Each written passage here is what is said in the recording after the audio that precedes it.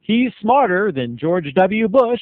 It's snack time. Now, usually I get really good cheap haircuts from this guy Tommy at the haircutter, whereas good haircut was never a good haircut. But, you know, Tommy was on vacation with his wife, skiing in the Bahamas or doing whatever people in the Bahamas do. I don't know, frolicking naked like sins, hells, angels on the beach. I don't know. I don't even want to know. But I needed a haircut, and I didn't know where to turn. So instead of going to the haircuttery, I decided I'll try someplace new. So I stopped beside the road at a gas station, and I was getting gas, and across the street in this weird strip mall was a place that said, cheaper than the haircuttery, just as good haircut. I was enthralled. I said, well, I know this makes me cheap, but let's see if you can even get the cheapest haircut in the world and have it still look sharp. Let's see what happens. So I went across the street, and there's only one woman working there, no customers, and she had voodoo things all around the room. There was garlic over the door. I swear it. I felt uncomfortable, but it was too late. She goes, oh, customer, come, sir. Come, sir, sit down in my chair. I'll give you good haircut. I'll give you good haircut. I said, I don't know. That's something up in your brain that says, be careful, you. You watch out. Well, it was in full swing.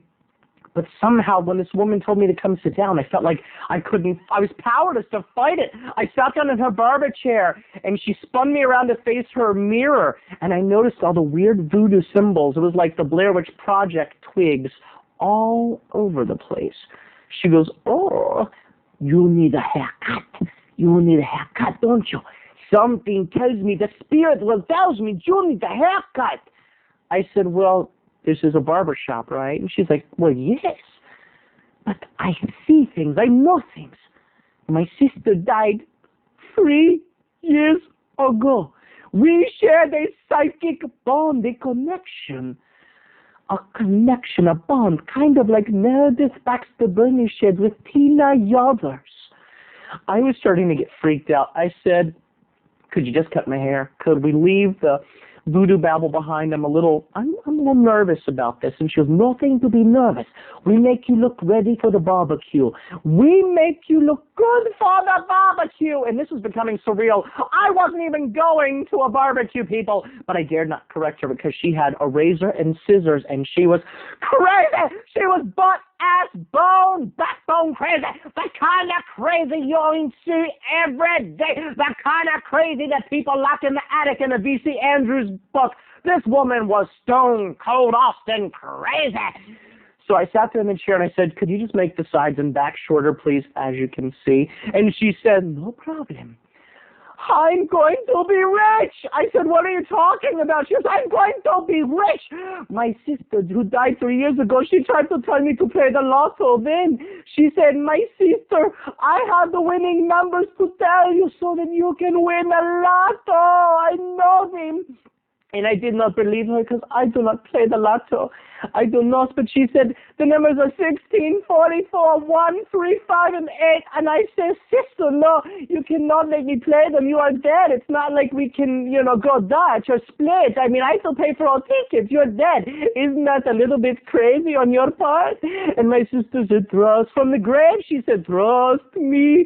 Play these numbers and you will be rich. And the next day I did not play the numbers, but those numbers hit it. My sister was right. My dead sister gave me the numbers and someone else got rich from them, not me. And my sister's ghost has not talked to me in 3 years. Do you want me to fade the back? Yeah, could you fade the back? Anyway, yesterday my sister come to me in a dream again. Do you want to keep your sideburns long? Yeah, could you keep my sideburns long? In the dream she says, this is your last chance. The lotto is coming again. The jackpot is really big. Sister, I give you the number. I give you the number. I said, sister, I'm ready to listen this time. Anyway, she said to me, she said, after I give you this haircut, I go buy the numbers my sister tell me to buy, and I be rich. Oh, what is your name? I said, my name's Terry. She goes, I know that. I said, if you knew it, then why didn't you tell me instead of ask? She goes, I don't know. You are very good luck. What's your name again? I said, Terry. She goes, Terry, you're good luck. After the haircut, don't tip me. Instead, walk with me to the lotto, to the Keno machine, and you will be my good luck charm, and my sister will make us rich, rich, rich. Now, how could I say no to a woman with scissors and a razor? And as she cut my hair, I have to say she gave me a pretty darn good trim. I was getting nervous. She goes, and after we win the lotto, I take you to my sister's gravestone, and you can say, thank you, Maria Lanza. Thank you, Maria Lanza, for making me rich just by getting a haircut.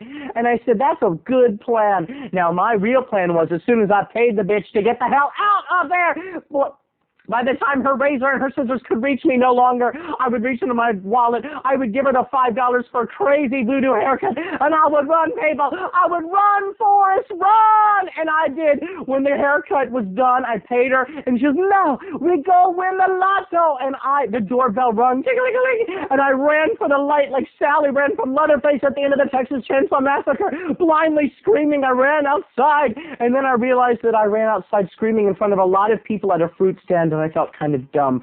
So I guess the moral is to not scream when you run out of a voodoo haircut.